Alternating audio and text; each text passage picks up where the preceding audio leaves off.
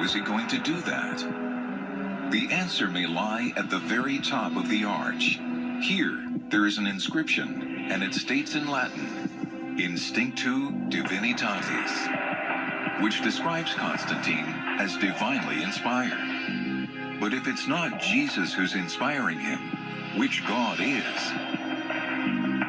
When looking at what's depicted on his arch, what we find are pagan gods from the Roman pantheon, and none so prominently rendered as the sun god Apollo.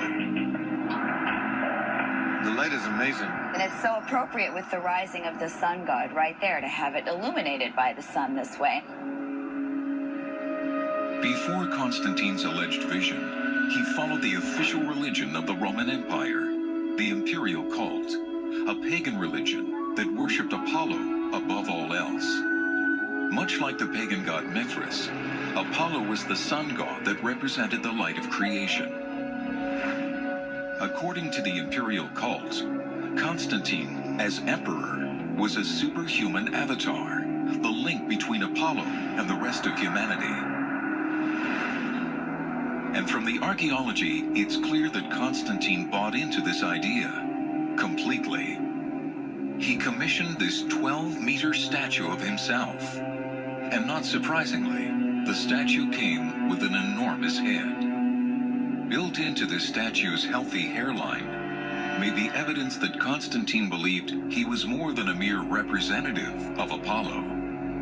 There are dowel holes that certainly were for some kind of insert, and it seems likely that it was for a rayed crown. That's not Christian to me. To me, that's saying, I am God. Right. There's absolutely no humility in any of Constantine's self-fashioning. I mean, he's very happy to have a 40-foot-tall statue of himself looming over this space in the center of Rome. He allows cities in the north of Italy to erect cults to his family to worship him as a god. He is aloof, he's giant, and he's godlike.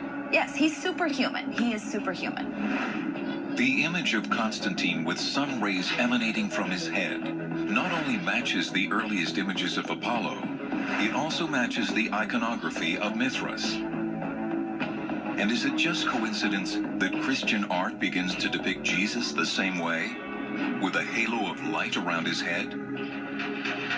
Or was Constantine combining all the gods of light into one? When Constantine claimed to have had a vision of the Milvian Bridge, which religion was Constantine truly embracing? Did Constantine abandon paganism for Christianity? Or did he blend Apollo and Mithras into Jesus Christ, and then refashion all three in his own image?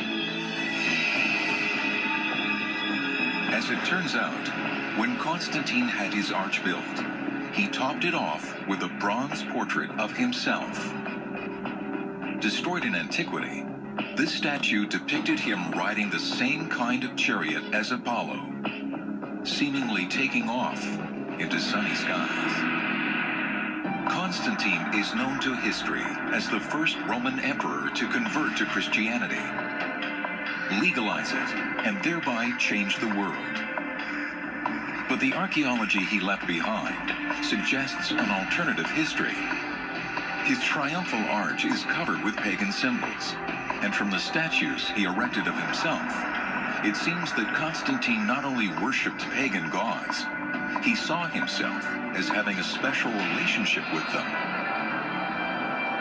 If Constantine saw himself as divinely ordained, he would have seen his reign as a new founding. He would have believed that he was responsible for changing the course of human history. And the new founding needs a new capital. Rome would no longer do. So he went to what is today Istanbul in modern-day Turkey, and he founded a new capital for his new empire. He didn't name it after Jesus or the apostles. Rather, he stayed true to his nature, and he named it after himself. He called the new city Constantinople.